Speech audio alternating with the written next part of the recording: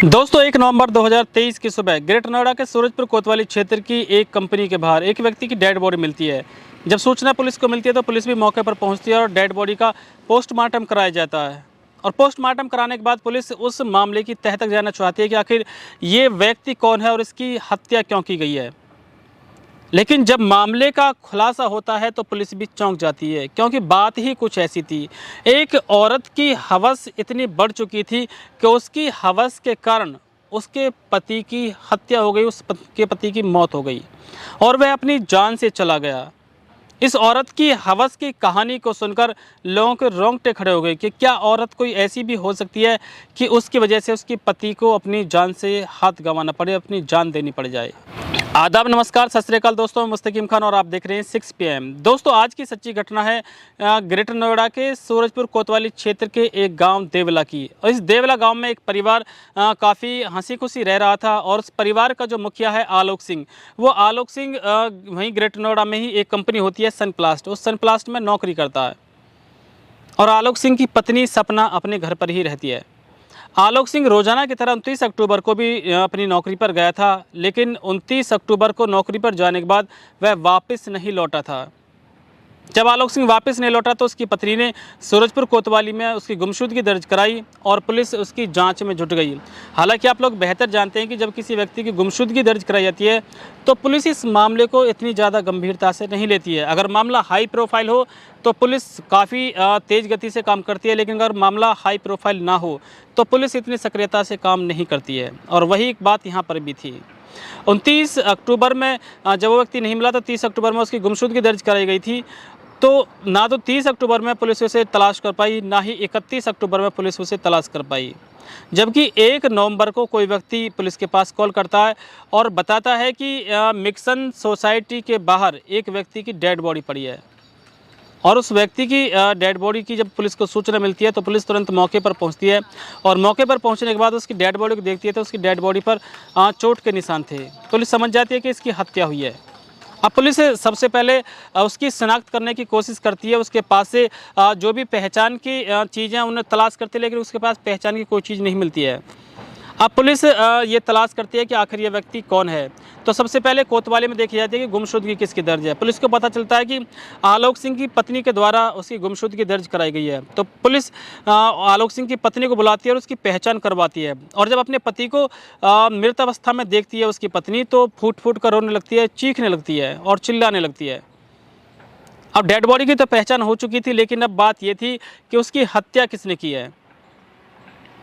Police उसकी CDR निकलवाती है। CDR मतलब कॉल डिटेल रिकॉर्ड। तो CDR से भी कुछ बात का खुलासा नहीं होता है। अब पुलिस ये सोचती है कि करें तो करें क्या।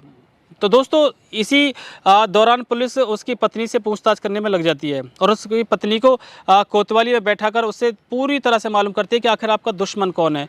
तो पत्नी बताती है कि मेरा कोई दुश्मन नहीं है। पुलिस पूछती है कि कहीं ऐसा तो नहीं कि आपके पति ने किसी से कर्जा ले रखा हो जिसने इनकी हत्या की हो। तो उसकी पत्नी बताती है कि मेरे पति ने किसी से कर्जा भी नहीं लिया है। लेकिन जब इस सभी मामले में वो उसकी पत्नी मना करती रहती है तो पुलिस को कहीं ना कहीं ये जानने की पूरी कोशिश करती है कि आखिर मामला क्या है। जब काफ़ी देर पुलिस को पूछते हो जाती है तो उसकी पत्नी बताती है कि 5 महीने पहले एक सर्वेश नाम के व्यक्ति से मेरे पति का झगड़ा हुआ था। जब पुलिस को ये क्लू मिलता है कि सर्वेश नाम का कोई व्यक्ति है तो पुलिस सर्वेश की CDR निकालती है। और जब पुलिस सर्वेश की CDR निकालती है तो सर्वेश के मोबाइल की लोकेशन उसी कंपनी के बाहर मिलती है। तो पुलिस को कहीं ना कहीं इस पर शक हो जाता है कि ये काम सर्वेश ने ही क्या हो सकता है और पुलिस तुरंत सर्वेश को गिरफ्तार कर लेती है। और सर्वेश को गिरफ्तार करने के बाद जब कहानी लोगों के सामने आती है तो उससे सब चौंक जाते हैं। तो सर्वेश पुलिस को बताता है कि वह हरदोई के मल्ला गांव थाना क्षेत्र के गांव के रहने वाले हैं। और सर्वेश बताता है कि आलोक सिंह और वो दोनों आपस में गहरे दोस्त होते हैं और बचपन के ही ये दोनों दोस्त हैं, दोनों पड़ोस में ही रहते हैं। और जब करीब 20 साल पहले आलोक सिंह की शादी हुई थी तो सर्वेश भी उसकी शादी में खूब नाचा था और खूब इंजॉय किया था। आलोक सिंह की पत्नी काफ़ी सुंदर होती है।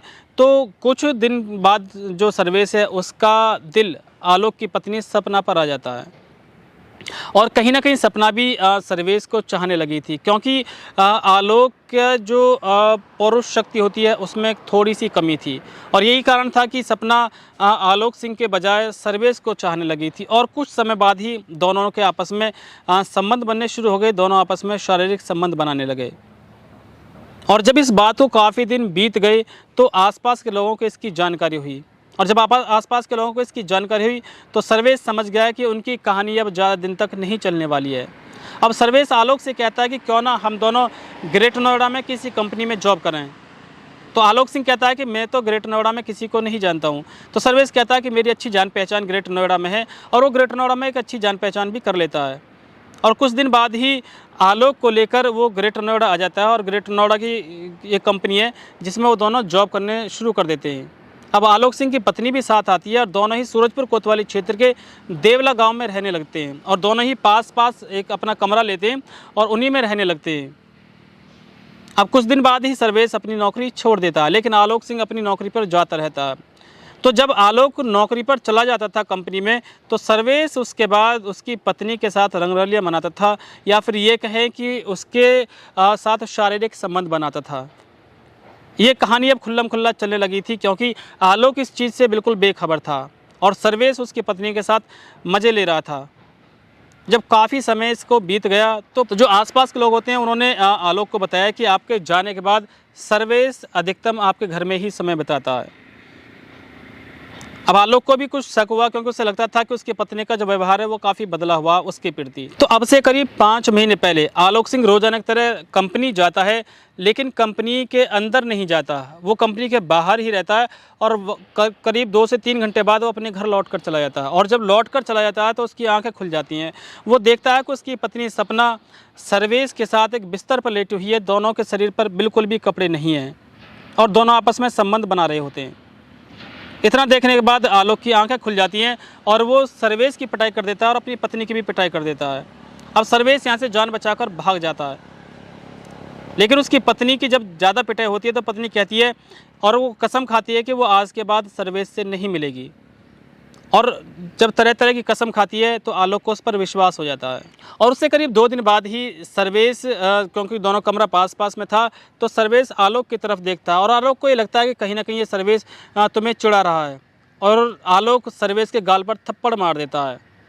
उस थप्पड़ की आवाज़ सुनकर और आसपास के लोग भी आ जाते हैं और देखते हैं कि आलोक ने सर्वेश को थप्पड़ मार दिया। थप्पड़ लगने के बाद भी सर्वेश आलोक से कुछ नहीं कह पाता, क्योंकि उसे डर था कि कहीं ना कहीं इस थप्पड़ के अगर उसने विरोध किया तो आलोक अपनी पत्नी को थाने ले जाकर उस पर मुकदमा दर्ज न करा दे। लेकिन कहीं ना कहीं उसके मन में एक टीस आ चुकी थी और वो मन ही मन सोच लेता है कि इस बात का बदला आलोक से ज़रूर लेना है, और वहाँ से चला जाता है। दोस्तों, अब इसकी पत्नी सर्वेश से तो मिलना जुलना बंद कर देती है और इसका पति रोजाना की तरह इसी तरह से कंपनी में जाना शुरू कर देता है। लेकिन उस सपना की हवस की आग इतनी बढ़ चुकी थी कि उसे बगैर किसी दूसरे मर्द के रहा नहीं जाता है, और वो तलाश करने लग जाती है कि कोई दूसरा मर्द उसे मिले जो उसके साथ दिन में बिता सके, उसके साथ शारीरिक संबंध बना सके। तब उसे लगता है कि उसके पति आलोक के साथ एक लड़का जिसका नाम होता है रवि, ये रवि बुलंदशहर के अनूपशहर थाना क्षेत्र के पहाड़पुर गांव का रहने वाला है। उसे लगता है कि वह रवि को ही अपने प्यार के जाल में फंसाएगी, और वो धीरे धीरे कुछ दिन बाद ही रवि को अपने प्यार के जाल में फंसा लेती है। और फिर इन दोनों के आपस में दोस्ती जब बढ़ जाती है तो दोनों आपस में शारीरिक संबंध भी बनाने लग जाते हैं।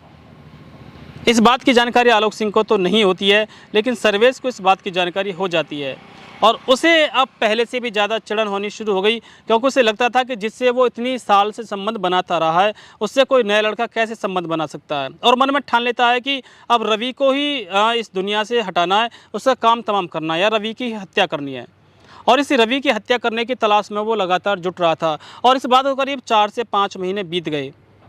और दोस्तों, आखिर वो दिन आ ही गया जब 29 अक्टूबर 2023 को ये सर्वेश अपनी बुआ के लड़के रिंकू, जो कानपुर का रहने वाला है, इसको लेकर ये कंपनी में जाता है जिस कंपनी में जो आलोक है वो नौकरी करता है, और उसी कंपनी में रवि भी नौकरी करता है। और ये ठान कर गया था कि आज रवि को मौत के घाट उतारना ही है, रवि की हत्या ही करनी है। और दोनों कंपनी के बाहर जाकर बैठ जाते हैं। जब कंपनी की रात के समय छुट्टी होती है तो रवि तो उसमें से नहीं निकलता है, क्योंकि रवि उस दिन छुट्टी पर था, लेकिन आलोक सिंह कंपनी से बाहर आता हुआ इन्हें दिख जाता है। जब इन्हें लगता है कि रवि तो है नहीं लेकिन आलोक सिंह तो है, तो तभी मन में एक नया विचार आ जाता है और उस नए विचार के तहत ही वो आलोक सिंह को किसी बहाने से अपने पास बुला लेते हैं। और पास बुलाने के बाद वहाँ पर एक बड़ा सा ट्रक खड़ा होता है। उस ट्रक के केबिन में आलोक सिंह को ले जाते हैं और केबिन में ले जाने के बाद आपस में बातचीत करते हैं और फिर मारपीट शुरू हो जाती है। और जैसे ही मारपीट शुरू होती है तो जो एक नट बोल्ट खोलने का पाना होता है, वो पाना आलोक के सिर में ज़ोर से मार दिया जाता है और उसका गला दबा दिया जाता है और उसकी वहीं पर हत्या कर दी जाती है। ये 29 अक्टूबर 2023 की घटना है, जब उसकी हत्या ट्रक के केबिन में कर दी जाती है। लेकिन अब इनका दिमाग काम कर रहा होता है कि इस हत्या में कहीं ना कहीं रवि को फंसाया जाए। दोनों उस डेड बॉडी को वहाँ से उठाते हैं और एक ग्रेटर नोएडा की सोसाइटी है मिक्सन ग्रीन सोसाइटी। इस मिक्सन ग्रीन सोसाइटी के जो ग्रीन बेल्ट है उसमें जाकर इसकी डेड बॉडी को छिपा दिया जाता है और छिपाने के बाद दोनों अपने घर चले जाते हैं। दोस्तों, इन दोनों ने बड़ी ही चालाकी से उसकी हत्या की थी और ये सोच रहे थे कि शायद वो पकड़े नहीं जाएंगे और इसका जो जिम्मा है, जो इसका आरोप है, वो पूरा रवि पर लग जाएगा। लेकिन जब पुलिस किसी मामले की जांच में जुट जाती है तो हर एक पहलू से जांच करती है और इसका नतीजा ये होता है कि पुलिस इन दोनों हत्यारों सर्वेश कुमार को और रिंकू, इन दोनों को गिरफ्तार कर लेती है और अब ये दोनों जेल में जा चुके हैं। मैं धन्यवाद देना चाहूँगा नोएडा पुलिस को भी, क्योंकि नोएडा पुलिस ने काफ़ी तत्परता दिखाई और काफ़ी तेज़ गति से इस मामले की जांच की और जांच करने के बाद दोनों आरोपियों को दबोच लिया। जबकि इसमें जो रवि है, रवि चूंकि निर्दोष था तो वो निर्दोष ही बच गया। दोस्तों, इस कहानी को सुनाने का तात्पर्य आपको परेशान करना बिल्कुल भी नहीं है, केवल आपको सतर्क करना और आपको जागरूक करना है। दोस्तों, रोजाना शाम 6 बजे इसी तरह की सच्ची घटना के साथ हम आपके सामने आते हैं और रोजाना आपको एक नई सच्ची घटना सुनाते हैं। अगर आप हमसे जुड़ना चाहते हैं तो हमारे चैनल को भी सब्सक्राइब करें और बेल आइकन जरूर दबा दें।